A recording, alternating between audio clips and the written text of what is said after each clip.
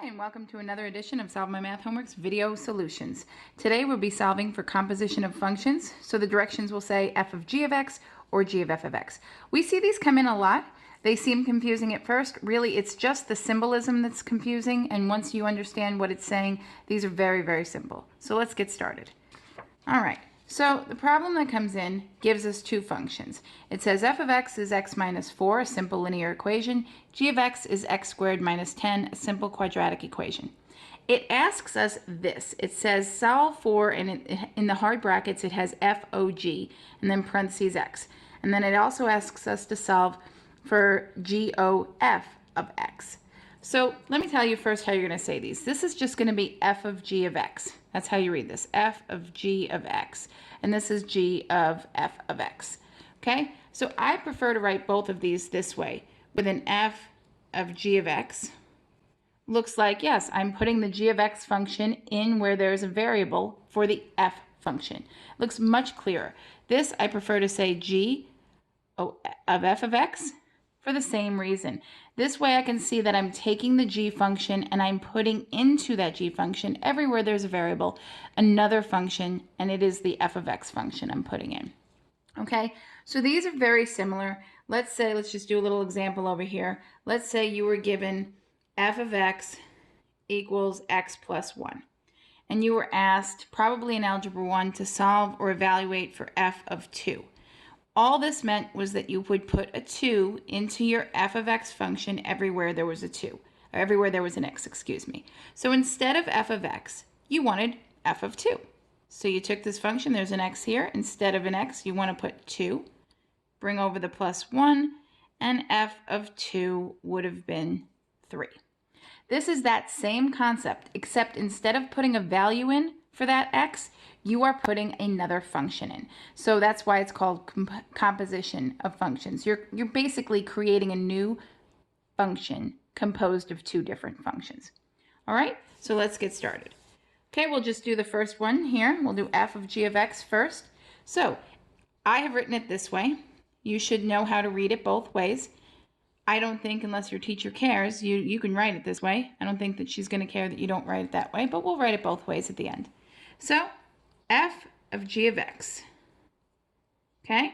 And I really like to think of this as being f of, and let's see what g of x is. G of x is x squared minus 10. So this is f of x squared minus 10, meaning in the f of x function, everywhere I see an x, I'm going to put x squared minus 10. So my function's x minus 4. Instead of x, I put x squared minus 10 minus 4. Okay, the parentheses are not necessary. We're not distributing anything. I just wanted to highlight what I was putting in for x. So here we've got x squared minus 10 minus 4. We can simplify now. So we just combine our numerals. X squared minus 14. We have a negative 10 minus 4 more. So f of g of x equals x squared minus 14. If you want to write it the way it was presented to you, you put f o g in the hard brackets, parentheses x equals x squared minus 14. Okay, pretty nice, pretty easy. So let's do the next one. Let's do g of f of x.